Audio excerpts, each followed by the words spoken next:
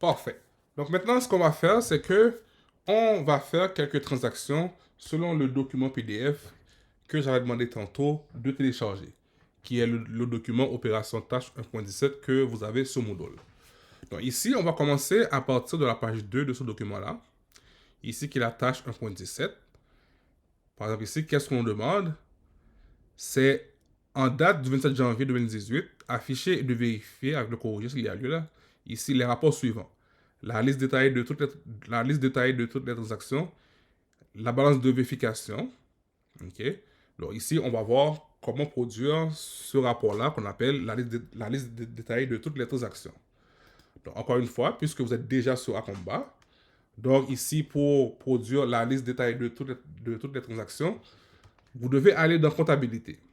Donc, dans comptabilité, vous avez ici le bouton qu'on appelle rapport de transaction.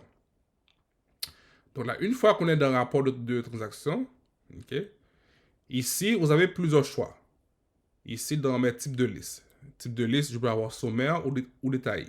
Donc là, qu'est-ce qu'on me demande? C'est la liste détaillée de toutes les transactions. C'est comme le journal général. Si je m'en vais de façon sommaire, ça va être un peu plus comme le grand livre. Donc ici, on demande la liste détaillée. Et là, je veux inclure ici toutes mes écritures, incluant mes chèques, mes dépôts et mes écritures. Et là, je peux le préciser pour quelle période que je le veux. Donc là, ben, puisque avant la période 1, on n'avait pas de transaction, mais là, je veux uniquement pour la période courante. Donc ici, je laisse sélectionner période courante ici. Et la date de mon rapport, ben, ici, on a demandé, le rapport doit être en date du 27 janvier. Donc ici, je vais choisir la date du 27 janvier. Parfait. Et là, la sortie, mais je le veux à l'écran. OK.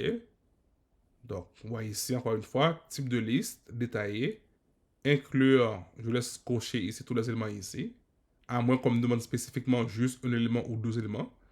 Bon, ici, ce sont tous les trois que je veux parce que je veux toutes les écritures de la période. Et je le veux pour la période courante. Et tout ce que je fais maintenant, c'est produire. Et là, ce que je vois, j'ai ma liste de transactions ici détaillée. En gros, là, c'est mon journal général que j'ai devant moi.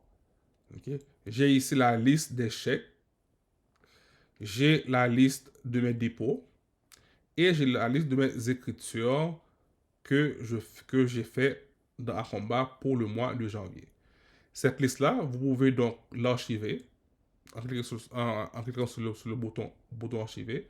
Vous pouvez également l'imprimer en PDF en cliquant sur le bouton imprimer PDF, imprimer le rapport. Si je veux retourner à mon écran précédent, donc j'ai les deux flèches rouges ici qui va me permettre de retourner à mon écran précédent. Donc c'est ça que je voulais faire ici avec la liste des transactions. En passant, je vous demande de s'assurer que votre imprimante est bien configurée en PDF. Pour ça, il faut aller cliquer sur l'imprimante avec la petite clé et s'assurer bien que rapport est bien en Microsoft Print ou PDF. Même chose pour chèque de comptabilité et même chose pour générateur d'état financier. Donc, par la suite, on me demande la balance de vérification, mais pour la balance de vérification, qu'est-ce que je fais? Ben, vous avez toujours dans comptabilité, vous avez rapport financier. Et la balance de vérification, je le veux en date du 27 janvier. Pour la période courante, je fais clic sur produire. Et là, j'aurai ma balance de vérification pour la période courante. Donc, si je veux voir l'entête, là, l'entête, le titre du rapport, ben, je clique ici. Et là, on me dit c'est audio-révision, balance de vérification pour la période 1, etc.